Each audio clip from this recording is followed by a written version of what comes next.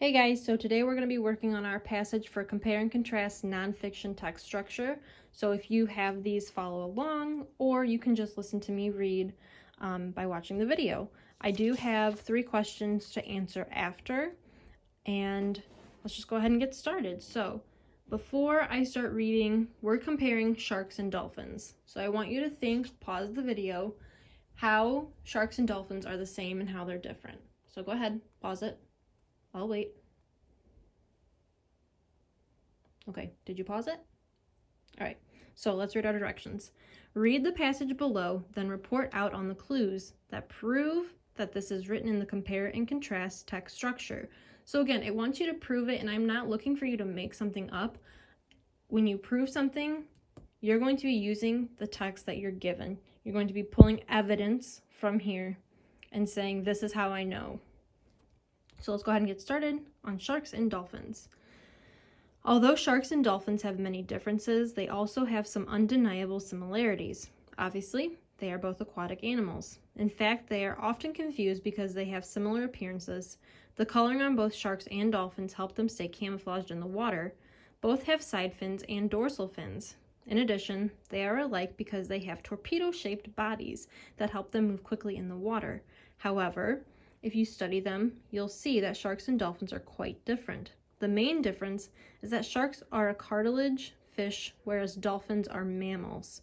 Sharks are cold-blooded and cannot regulate their body heat to environmental changes. On the other hand, dolphins are warm-blooded and can regulate their body temperature. The way sharks and dolphins breathe differs too. Sharks have gills, dolphins have lungs. It's no wonder that people can get them confused. Just be careful mistaking a shark for a dolphin. Might be a big mistake. So, for the first question, it says, find the clues text analysis.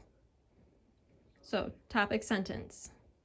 What clues in the topic sentence signaled that the passage was written in the compare and contrast text structure? So, what do we think?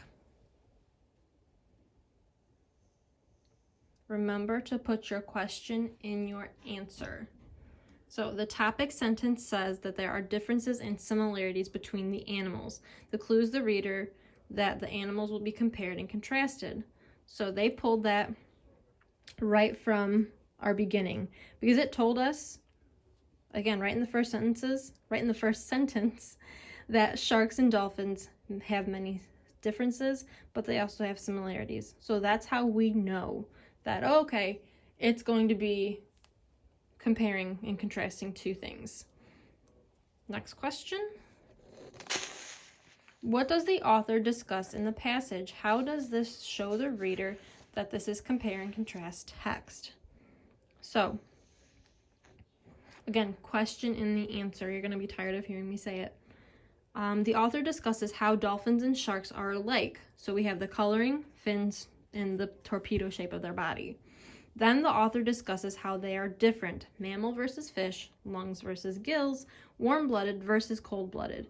This shows the reader that they are being compared and contrasted. So again, when you are listing things for compare and contrast, you don't want to just list, if I was talking just about the dolphin, I wouldn't just list that it's a mammal, that it has lungs, and that it's warm-blooded, because I'm not comparing it to anything. I would just be giving you facts about a dolphin.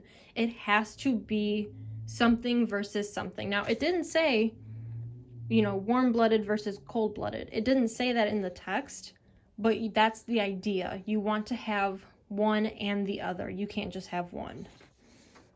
So last is our signal words. List signal words or phrases from the passage that signal that this passage is written in the compare and contrast text structure. So again, that worksheet that you were told to kind of keep handy, this one, there it is. Those words are going to help you figure out if it's compare and contrast. So we have differences, similarities, both alike, however, on the other hand, differs. So those are some of the ones that you can find in there. What other words would you use instead if you didn't want to use these ones?